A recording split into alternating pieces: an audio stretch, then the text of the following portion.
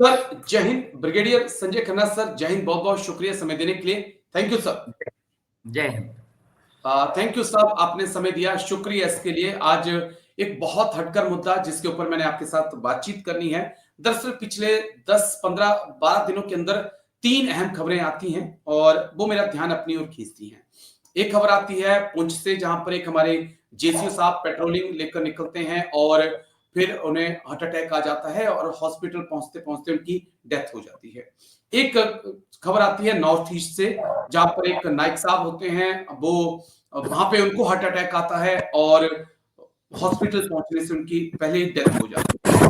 तो एक और खबर आती है साहब, जो खबर है वहां पर भी एक सूबेदार साहब होते हैं, उनकी भी डेथ जो है जम्मू कश्मीर में हो जाती है। तो ये हार्ट अटैक के मामले देश में तो बढ़ ही रहे हैं, लेकिन सेना के अंदर भी काफी ज्यादा हम देख रहे हैं। जेसीओस के अंदर, जवानों के अंदर, यंग यंग यंग लड़के, यंग नाइक क्या होता है सर, ज्यादा से ज्यादा 30-35 साल में नाइक बन जाते हैं। उस उम्र में हार्ट अटैक आना, वो भी उस वक्त जब आप सुबह पीटी कर रहे हैं, शाम को जो है स्पोर्ट्स खेल रहे हैं। तो मैं वो समझना चाह रहा था आपसे कि क्या खान पीन में सुधार की जरूरत है। आज हम देख रहे हैं कि बाहर तेल रिफाइंड जो है उसका कम यूज किया जा रहा है, और वहां हम देखते हैं इंडियन आर्मी में कि सवेरे ही आपको तल के पूड़ियां दे दी जाती हैं, 3-3, 4-4 पूड़ियां ले लीजिए, चाय ले लीजिए, साथ में अचार ले लीजिए। तेल को आज पब्लिक अवॉइड कर रही है ताकि ये प्रॉब्लम ना हो। तो क्या आर्मी इसके बारे में सोच सकती है या सोच रही है सर? राजेश जी देखिए, हम सब आर्मी में ज्वाइन करने से पहले जो है हम सिविलियन ही हैं। जी हमारा बचपन से खान पान इस तरह का रहा है जहाँ पे तेल बहुत ज़्यादा मात्रा में इस्तेमाल किया जाता है, मसाले बहुत मात्रा में इस्तेमाल किए जाते हैं, और ये ज़्यादा प्रेवलेंट है गांव में। गांव में अगर देसी घी दबा के नहीं डाला जाए खाने पे, या रोटी नहीं चुपड़ी जाए, तो वहाँ पे यही लगता है कि क्या हमें क्या खाना खिला दिया, या मसाला ना हो, मिर्च ना हो। तो आपका शुरू में जब आप बचपन से इस टाइप की डाइट ले रहे हैं, तो वहीं से गड़बड़ी शुरू हो जाती है।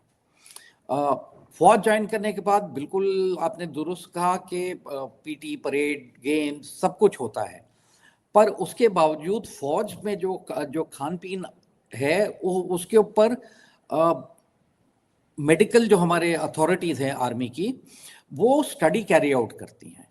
और वो स्टडी कैरी आउट करने के बाद, क्योंकि चाहे ट्रेनिंग एकेडमी हो या रेजिमेंटल सेंटर्स हो जहाँ जवानों की ट्रेनिंग चलती है, तो इस सब जगहों में क्या कैलोरीफिक वैल्यू चाहिए एक शरीर को, उस टाइप की जो सख्त ट्रेनिंग है हमारी फिजिकली। क्योंकि अगर आप वो उस हिसाब से खाएंगे पिएंगे नहीं, तो आपका शरीर उस टफ ट्रेनिंग को जो है झेल नहीं पाएगा। तो ये जो मेडिकल अथॉरिटीज़ हैं वो बैठ के समझती हैं कि क्या बॉडी की रिक्वायरमेंट है, पर उसके साथ ही साथ ये भी उनको ध्यान में रखना पड़ता है कि मैं आज जवानों की ज़्यादा बात करूँगा कि जवान जो है वो एक सोसाइटी से आ रहा है जहाँ पे प्रोग्राम के जी अभी अभी मैंने कहा कि वहाँ पे देसी घी, तेल, मसाले और ये सब चीज़ें बहुत, मतलब वो लाइक करते हैं, वो पसंद करते हैं, वहाँ की डाइट ही ऐसी है।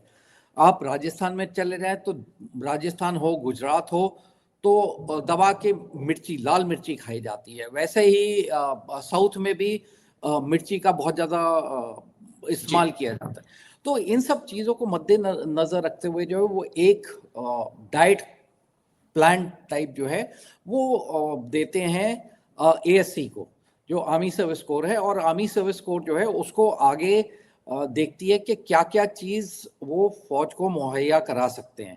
उसी के बेसिस पे हमारी जो फौज की सप्लाई है, राशंस हैं, वो आते हैं। सियाचिन ग्लेशियर में मैंने नौकरी की हुई है, और वैसे ही और भी हाई एल्टीट्यूड एरियाज में। अब वहाँ पे सियाचिन में स्पेशल राशन मिलते हैं, कारगिल में भी। अब मतलब आप जो है 16,000 की हाइट से जो ऊपर जा रहे हैं उनके लिए सब स्पेशल राशंस लागू हैं। सियाचिन में तो 11,000 से ही शुरू हो जाता है। अब ये स्पेशल राशंस वो सब रिक्वायरमेंट आपकी उस हाई एल्टीट्यूड में शरीर को क्या चाहिए वो उसकी कमी पूरी करते हैं। तो इसी तरह पीस में किस टाइप का राशन मिलना चाहिए, फील्ड में किस टाइप का राशन मिलना चाहिए, ये सब चीज़ें तय की जाती हैं और उसी के तहत जो है वो फौज में इस्तेमाल में आती हैं। अब समझने वाली बात यह है कि हम फौज में तो आ गए, एक हमारी पुरानी जिंदगी थी जहाँ पे हमने ये सब खाया है पिया है। पुराने जमाने के जो लोग थे वो बहुत ज्यादा मशक्कत करते थे, बहुत मतलब अपने आप को पैदल चलते थे, वो खेत में दबा के काम करते थे क्योंकि उस टाइम इतने टेक्निकल इक्विपमेंट्स नहीं थे। अब अलग अलग तरह के ट्रैक्टर्स आ गए हैं और टेक्नोलॉजी एडवांस होने की वजह से वो जो मेहनत मशक्कत करते थे वो बहुत कम हो गई है। तो वहीं से जो आज की डेट में फौज में जो जवान भर्ती हो रहे हैं तो वो उतने स्ट्रांग नहीं है, फिजिकली स्ट्रांग नहीं है, और साथ ही साथ जो डाइट खाते जा रहे हैं वो एक्चुअली उनके लिए सही नहीं है। बहुत से ऐसे होंगे आपके प्रोग्राम मैं देखने के बीच में बाद। आपको टोक रहा हूं, मैंने क्योंकि जवान के तौर पर मैंने भी 17 साल निकाले इंडियन आर्मी, मुझे बहुत अच्छे से याद है कि मैक्सिमम 7 में से 6 दिन 5 दिन आपको पूड़ी ही मिलनी है, और कई पूड़ियां ऐसी होती हैं जिसको अगर आप ऐसे निचोड़ेंगे ना सर तो तेल आपकी हाथ में आ जाएगा, इतना तेल होता है जी, और वो तेल हानिकारक है। मेरा पॉइंट ऑफ व्यू वो है कि वो तेल हानिकारक है। आज बेशक कभी हम मसाले खाते थे लेकिन आज हम एक अवेयरनेस देख रहे हैं। आज कोशिश की जा रही है कि कम से कम तेल का, मसालों का यूज किया जाए। तो क्या इसमें एक चेंजेस आ सकता है? क्या हम पोहा का इस्तेमाल कर सकते हैं? दूसरी इडली वगैरह ऐसी चीजें जहां पे तेल ना पड़ता हो, क्या इन चीजों का इम्प्लीमेशन हो सकता है, खासकर ब्रेकफास्ट में?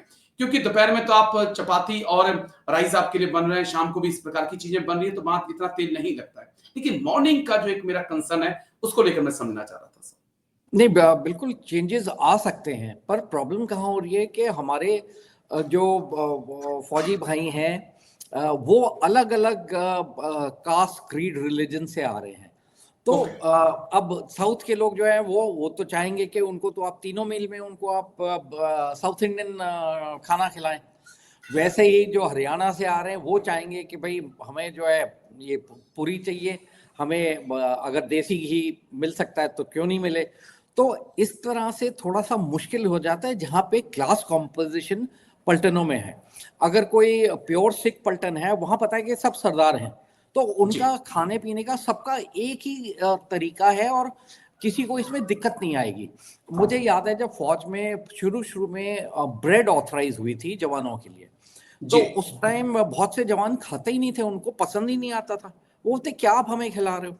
तो इसी तरह तो टेस्ट को भी मद्देनजर रखते हुए हमें इवॉल्व करना पड़ेगा, अपने जवानों को समझाना पड़ेगा कि ये बहुत ज़रूरी है आपके शरीर के लिए, और ये डाइट खाना है आपने, आपको अच्छा लगे नहीं अच्छा लगे पर ये आपके लिए ज़रूरी है। दूसरा, जब ये हमारे ना जो कुकिंग सिस्टम है, जो हमारे कुक्स हैं, जो शेफ हैं, अब वो शेफ को आदत, मतलब एक ट्रेडिशन बनी हुई है कि जब तक वो पूरियां अच्छे से तली नहीं जाएंगी, और अगर हम जब घर में पूरी बनाते, एक छोटा सा एग्जांपल दूंगा कि हम कढ़ाई को इतना गर्म कर लेते हैं कि वो तेल हमें कभी दिखता नहीं है, रिसता नहीं है, टपकता नहीं है, पर क्योंकि इतनी ज्यादा क्वांटिटी में लंगरों में, कुक हाउसेस में ये बन रही हैं, तो उसके पास भी टाइम नहीं होता कि वो अच्छे से उसको छाने और निकाल के दे। तो इसी वजह से जो ऑयल का एक्यूमुलेशन है वो ज़्यादा हो जाता है। मैक्सिमम कंजम्पशन जो है वर्ल्ड में वो है पाम ऑयल की, और हमारे देश में भी है। और इस पाम ऑयल सबसे ज़्यादा खराब ऑयल है। आपको याद होगा जब आपने फौज ज्वाइन की उस टाइम डालडा घी आता था। बिल्कुल सर। तब रिफाइंड ऑयल भी नहीं आता था, नहीं डालडा। था, रिफाइंड नहीं था, अब डालडा आप था। सोचिए कि डालडा घी आज की डेट में कोई खाएगा? कोई भी नहीं खाएगा, कोई नहीं। पसंद ही नहीं करेगा। तो इसी तरह ये रिफाइनमेंट लाना जरूर। फौज में राशन बहुत ज्यादा इंप्रूवमेंट हुए हैं, ये हम सब ने देखा है ओवर द इयर्स।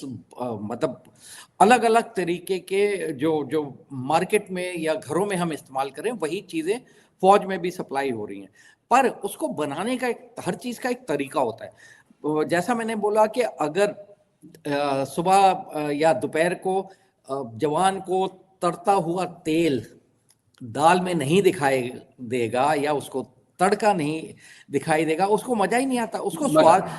यहाँ वो पे जब एक चीज मैं और आपके साथ शेयर करना चाहता हूँ, क्योंकि एक कंपनी में जहाँ 120 100 से ज्यादा जवान होते हैं मिनिमम, हम मान लें कि या 60-70 जवान भी होते हैं, उनके ऊपर एक कुक और 3 टाइम उसने खाना बनाना है, उसके सामने भी मुश्किलें होती हैं। तो बिल्कुल इसमें भी हो सकता है कि एक थोड़ा सा कुकों की जो संख्या है, अथराइजेशन है, वो ज्यादा की जाए कि आप हर 20 बंदे के ऊपर 15 बंदे के ऊपर एक कुक रखिए, ताकि हर कंपनी में या बैटरी में कम से कम 3 कुक रहें, ताकि जो खाना जवानों को मिलना है वो आला आला दर्जे का हो और तमाम चीजों का ध्यान रखा जा सके। इतनी क्वांटिटी में 15-20 जवानों के लिए एक कुक ऑथराइज करना तो बहुत मुश्किल है। पर ओके। हाँ, अब मुझे नहीं पता, क्योंकि मेरे को भी 6 साल हो गए जी रिटायर जी हुए, कि अब जो है ये जो शेफ्स हैं कितनी ऑथराइजेशन है। पर अगर जो मेरे टाइम में था या आपके टाइम में था, तो अगर वो अभी भी कायम है, तो लाजमी है कि उसको हम बढ़ाया जाए, क्योंकि कुक को भी रेस्ट का टाइम मिलना चाहिए।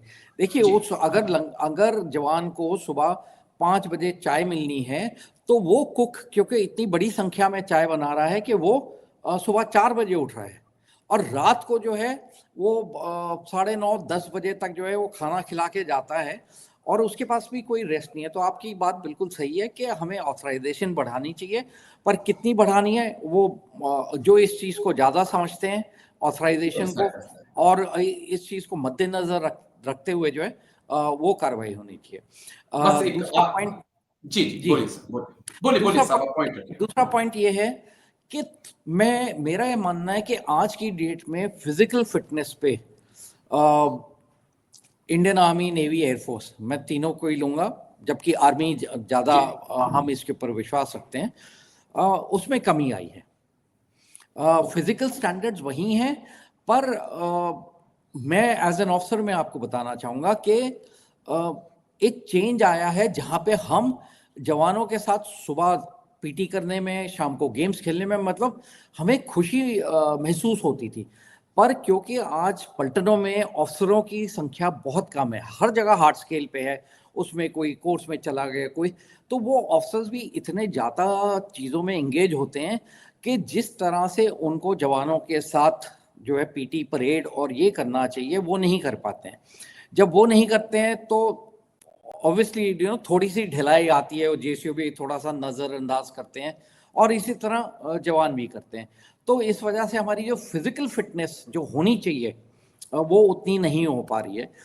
पर जो अच्छी पलटने हैं, जी चाहे ऑफिसर कम है ज़्यादा है, वो इस ट्रेडिशन को मेंटेन करते हैं और अच्छी तरह से करते हैं। पर थोड़ा सा इसमें डिग्रेडेशन आना शुरू हो गया है। जो जवान हैं वो आजकल देखिए, क्योंकि हर जगह आपका सोशल मीडिया इतना ज़्यादा एक्टिव है। अब बिल्कुल पहले सर। क्या होता था, लाइट्स आउट का टाइम होता था कि इतने बजे जो है 9 बजे लाइट ऑफ हो जाएंगी और सब सो जाएंगे।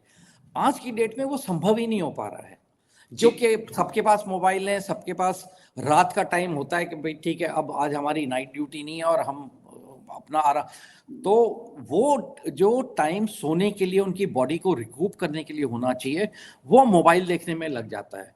और ओके। कईयों को ऐसी आदतें होती है जो कि 12 1 2 बजे तक भी ये करते हैं, बिल्कुल। और फिर सुबह पीटी में भी आ जाते हैं।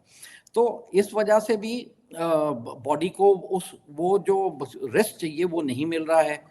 फिजिकल फिटनेस में मैंने बोला कि थोड़ा सा कम अब चीज़ों को वो देखा जा रहा है, और प्रेशर और टेंशन इतनी हो गई है ये मोबाइल की वजह से, मैं कहूँगा। जी घर में छोटी सी भी समस्या होती है, फट से कॉल आ जाएगी, जी ये समस्या होगी, इसका समाधान करो या छुट्टी लेके आ जाओ।